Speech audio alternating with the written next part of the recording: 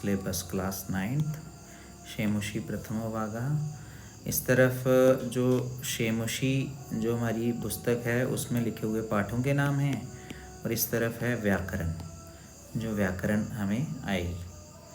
तो पहला पाठ है हमारा भारतीय वसंत गीति, जिसमें माँ सरस्वती जी के ऊपर एक संस्कृत में गीत है जिसको हमने पढ़ा है। ठीक है, भारतीय वसंत गीति ये पाठ का नाम है।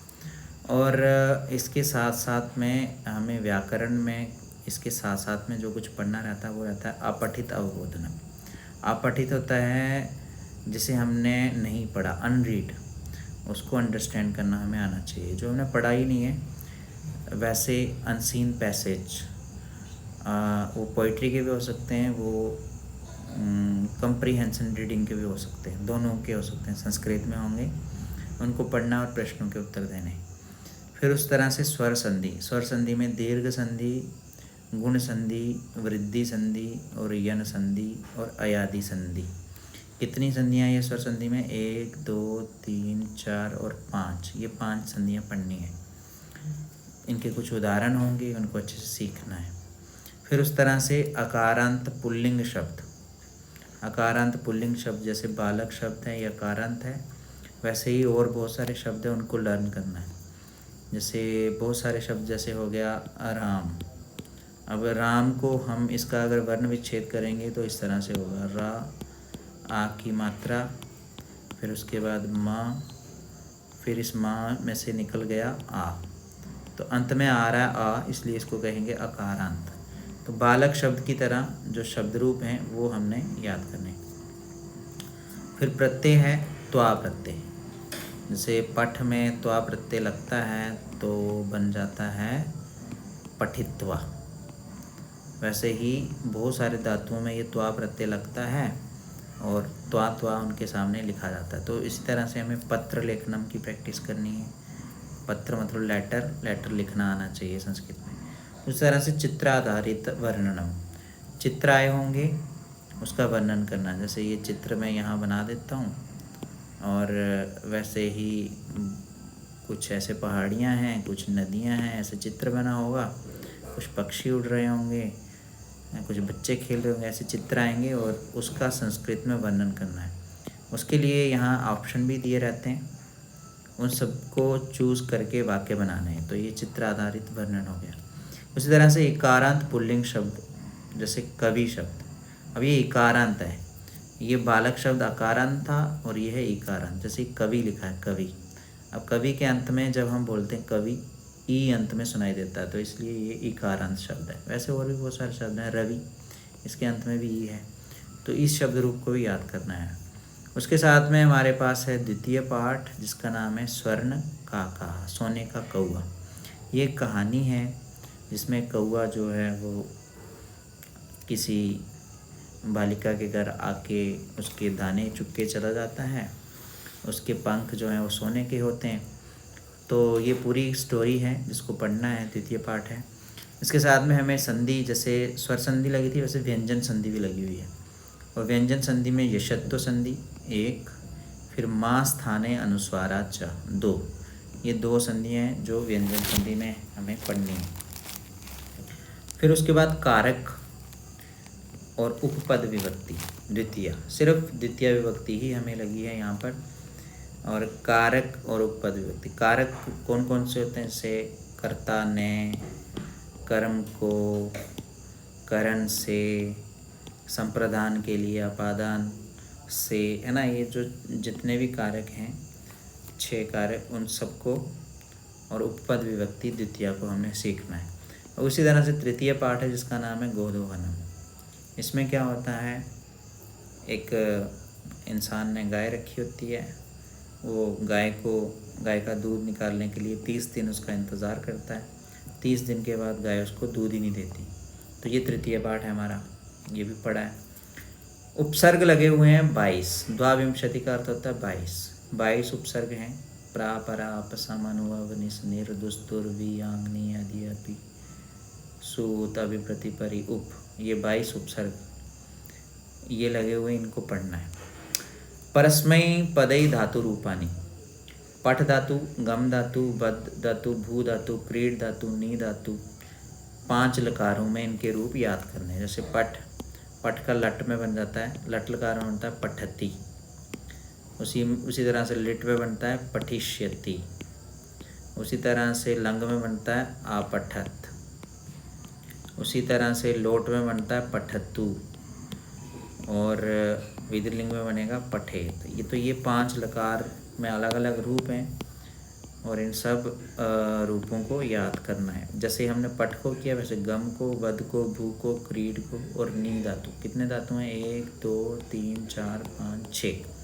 पठ का अर्थ पढ़ना, गम का जाना, बद का बोलना, भू का होना, क्रीड का खेलना, नी का ले जाना। 5 लकारों में इनके रूप आने चाहिए। उसी तरह से उकारांत पुल्लिंग शब्द है। जैसे यहाँ लिखा साधु शब्द। साधु में अंत में ऊ आता है। साधु लिखते हैं हम लोग, इसके अंत में ऊ आ रहा है तो इसे उकारांत कहेंगे। अब जैसे बालक में अ है, कवि में ई है, वैसे साधु में ऊ है तो उकारांत शब्द आना चाहिए। 5 पंचम पाठ लगा हुआ है जिसका नाम है सूक्ति मौक्तिकम। ये श्लोकों की एक माला है। इसमें हमने श्लोक जो है वो पढ़े हैं हमने श्लोक, है ना। तो उन श्लोकों के अर्थ आने चाहिए और उनको अच्छे से लर्न भी करना। उसी तरह से आंग्ल भाषा, आंग्ल कहते हैं इंग्लिश। आंग्ल भाषायाम, इंग्लिश भाषा में, हिंदी भाषायाम और हिंदी भाषा में वाक अर्थ होता अथवा, लिखितानाम वाक्यानाम संस्कृते अनुवादा। इंग्लिश में लिखे होंगे या हिंदी में लिखे होंगे कुछ वाक्य, उनको संस्कृत में ट्रांसलेट करना, ये भी सिलेबस में आता है। और उसके बाद सिलेबस में आने वाली कुछ और चीज़ें हैं, जैसे कुछ अव्यय हैं। अव्यय शब्द ऐसे होते हैं जिनका कोई परिवर्तन नहीं होता। जैसे कुछ अव्यय हैं लगे हुए हमें, अत्र, तत्र, अन्यत्र, सर्वत्र, यत्र, एकत्र, उभयत्र। अत्र का मतलब होता है यहाँ, तत्र का मतलब होता है वहाँ, अन्यत्र का मतलब होता है कहीं और, सर्वत्र का अर्थ होता है सभी जगह, यत्र का मतलब होता है यहाँ, एकत्र का मतलब होता है एक जगह और उभयत्र का होता है दोनों तरफ। अब परस्मयी पदई धातु रूपानी कुछ और भी लगे हैं, जैसे दृश्य, शक, ज्ञा, अस, क्री, दा, क्री, श्रु, पा। ये भी 5 लकारों में हमें आने चाहिए। जैसे दृश्य से बनते हैं पश्यति, पश्यति, पश्यता, पश्यन्ति। वैसे ही शक से बनता है शक्नोति, शक्नुता, शक्नुवन्ति। ज्ञा से बनता है जानाति, जानता, जानन्ति। अस से बनता है अस्ति, स्ता, सन्ति। तो ये 5 लकारों में लट, लिट, लंग, लोट और विधिलिंग लकार। उसी तरह से रिकारांत पुल्लिंग शब्द लगा है, जैसे पितृ शब्द। अब पितृ जब हम लोग लिखते हैं तो इसके अंत में री दिखाई दे रहा है ना, इसलिए रिकारांत है। इस तरह से मातृ, ये भी रिकारांत है। षष्ठा पाठा लगा है जिसका नाम है भ्रांतो बाला। इसमें एक बच्चा होता है, स्कूल जाता है लेकिन वो स्कूल नहीं पहुंचता है, भटक जाता है रास्ते में, तो ये उसी के ऊपर पूरा पाठ है। कारक उपपद विभक्ति तृतीया। अब यहाँ तृतीया उपपद विभक्ति भी लगी हुई है सिलेबस में, तो इसको भी पढ़ना है। प्रत्यय, तुमुन प्रत्यय और ल्यप प्रत्यय। जैसे पठ में तुमुन लग जाता तो बन जाता है पठितुम, लिख में तुमुन लगता तो लिखितुम। वैसे ही ल्यप प्रत्यय। संख्या शब्द हैं 1 से 100 तक हमें गिनती आनी चाहिए। 1 से 4 तक तो होते तीनों लिंगों में, जैसे एका पुल्लिंग के लिए होता है, एका स्त्रीलिंग के लिए होता है, एकम नपुंसक लिंग के लिए होता है। वैसे ही 1 के लिए गिनती होगी हमारी। ऐसे 2 को बोलते हैं पुल्लिंग में बोलेंगे द्वौ, स्त्रीलिंग में बोलेंगे द्वे और नपुंसक लिंग में बोलेंगे द्वयम। इस तरह से मतलब ये 2 हो गई, 3 और 4, मतलब 4 तक जो गिनती है हमें तीनों लिंगों में आनी चाहिए। बाकी 1 से 100 तक सारी प्रथमा विभक्ति में आनी चाहिए। शब्द रूपानी, किम शब्द रूप आएगा तीनों लिंगों में, किम के कानी या कहा कऊ के, का के कहा, इस तरह से पुल्लिंग, स्त्रीलिंग, नपुंसकलिंग में। आकारांत स्त्रीलिंग शब्द लगा हुआ जैसे लता, लता शब्द की तरह, इसमें आ आता है अंत में, इसलिए इसको आकारांत कहते हैं। ऐसे रमा आ आता है अंत में, सीता इसके अंत में भी आ आता है। नवम पाठ लगा हुआ हमें सिकता सेतु। सिकता सेतु मतलब रेत का पुल, ये हमने पाठ पढ़ा था जिसमें एक इंसान रेत का पुल बना रहा होता है। अब उसी तरह से हमें कारक उपपद विभक्ति चतुर्थी भी लगी हुई है, तो चतुर्थी को भी हमने पढ़ना है। उपपद विभक्ति प्रत्यय ता लगा हुआ है एक अलग से, इकारांत स्त्रीलिंग शब्द लगा हुआ नदी, जैसे नदी है वैसे जितने भी शब्द हैं इकारांत वो हमें याद करने हैं। इकारांत शब्द और भी हो सकते हैं, जैसे लक्ष्मी, इसके अंत में भी ये आ रहा है ना। उसी तरह से दशमा पाठा लगा हुआ हमें जटायु शौर्यम, जो हमने अभी अभी पढ़ा जटायु शौर्यम, जिसमें जटायु की ताकत को बताया हुआ है।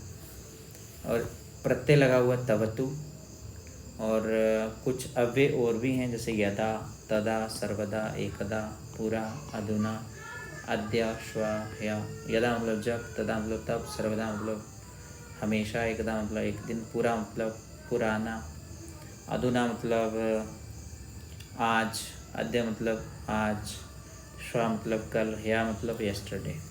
उसी तरह से विसर्ग संधि लगी है, उत्तम और रत्वम को जानना हमें। उसी तरह से पहले जो धातु रूप थे वो परस्मयी पद वाले थे, अब आत्मनेय पदे वाले धातु हैं। सेव धातु, लव धातु, इनको पांचों लकारों में लर्न करना है। रिकारांत स्त्रीलिंग शब्द लगा, जैसे मातृ शब्द, पहले पुल्लिंग शब्द पितृ था, अब ये मातृ है। फर्क ये है कि ये स्त्री है, वो पुल्लिंग था। एकादश पाठ लगा हुआ है जिसका नाम है पर्यावरण, इसको अभी अभी हमने पढ़ा। कारक उपपद विभक्ति पंचमी और षष्ठी, ये पढ़ना है। इसके अलावा हलंत शब्द राजन, भवत, विध्वंस, गुनिन, जो विंटर वेकेशन में मिला था, ऑटम ब्रेक में बच्चों ने लिखा, राजन, भवत, विध्वंस, गुनिन शब्द है ना। उस तरह से द्वादश पाठ है बांगमनः प्राण स्वरूपम, इसके साथ में हमें कारक उपपद विभक्ति सप्तमी को लर्न करना है, और प्रत्यय है हमारे पास क्षत्रिय और शानच प्रत्यय, इन दोनों को भी लर्न करना है। तो उसके बाद अंत में है कुछ अव्यय, किम, कुत्र, कति, कदा, कुता, कथम, किमर्थम, जो कि हम बच्चों ने सबसे शुरू में इसको पढ़ा था। किम, कुत्र, कति, कदा, कुता, कथम, किमर्थम। किम मतलब क्या, कुत्र कहाँ, कति कितने, कदा कब, कुतः कहाँ से, कथम कैसे, किमर्थम किस लिए। और कुछ प्रश्न बोधकानी, ये प्रश्न बनाने वाले शब्द हैं सारे। और कुछ हैं चा, अपि, यदि, तरहि, यथा, तथा, सम्यक, एवं, अन्यान्य अव्यय, ये कुछ अन्य अव्यय भी लगे हुए हैं। सर्वनाम शब्द हैं अस्मत्, युष्मत्, तत् और इदम, ये सारे आने चाहिए। जब ये हमें आ जाएंगे 9th क्लास में, तो हमारे लिए जो 10th क्लास का सिलेबस है वो एकदम इजी हो जाएगा। तो इन्हें ही क्रम में पढ़ना है और अच्छे मार्क्स लेने, सीक्वेंस में पढ़ेंगे तभी अच्छे मार्क्स आएंगे। कुछ भी छूटा तो हमें कुछ भी नहीं आएगा। लेकिन सबसे पहले छोटा बड़ा स्वर व्यंजन उनकी जानकारी होनी चाहिए, शब्द कैसे बनते हैं वो पता होना चाहिए। तो ये सारा बेसिक है। जब बेसिक आ जाएगा तो हमारा